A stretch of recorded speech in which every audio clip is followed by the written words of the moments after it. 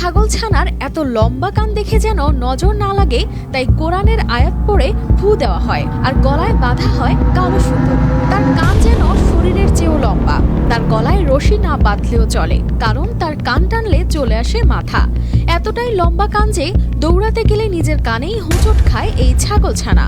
কারো কাছে এমন দৃশ্য হাস্যকর হলেও তার কাছে হয়তো বিব্রতকর। তবে সে তার দুই কান নিয়ে এক মাসে যে পরিমাণ জনপ্রিয়তা পেয়েছে, যা অন্য কারোর জন্য সময় লাগতে পারে প্রায় 25 থেকে 30 বছর। পাকিস্তানের করাচিতে জন্ম নেওয়া এই ছাগল সিংহের মতো গর্জন করে, আর তার ভঙ্গিও অনেকটা সিংহের মতো। তার বাদামি রং আর সাদা কান দেখে জনপ্রিয় কার্টুন চরিত্র দ্য লায়ন কিং এর সিম্বার নাম অনুসারে তার নাম রাখা হয়েছে সিম্বা। তার কানের দৈর্ঘ্য 21 ইঞ্চি।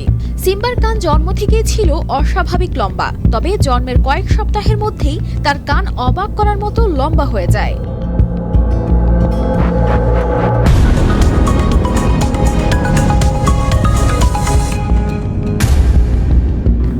দাবি করেন এটি বিশ্ব রেকর্ড, যদিও এই রেকর্ড এখনো কোনো আনুষ্ঠানিক স্বীকৃতি পায়নি।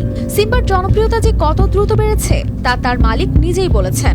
মাত্র 30 দিনের মধ্যেই সে এমন পরিচিতি পেয়েছে যা একজন সাধারণ সেলিব্রিটি পেতে 25 থেকে 30 বছর লেগে যেতে পারে। তার কান যেন ক্ষতিগ্রস্ত না হয়, তাই মালিক তাকে বিশেষ ধরনের হার্নেস পরান। সিম্বার কানের এমন অস্বাভাবিক লম্বা হওয়ার পেছনে প্রধান কারণ হল জেনেটিক মিউটেশন বা জিনগত পরিবর্তন। বিজ্ঞানীরা মনে করেন কোনো প্রজাতির প্রাণীর মধ্যে এমন জেনেটিক পরিবর্তন হলে শরীরের নির্দিষ্ট অঙ্গ বা বৈশিষ্ট্য অস্বাভাবিকভাবে বৃদ্ধি পায়। সিম্বার ক্ষেত্রে এই বৃদ্ধি হয়েছে তার কান।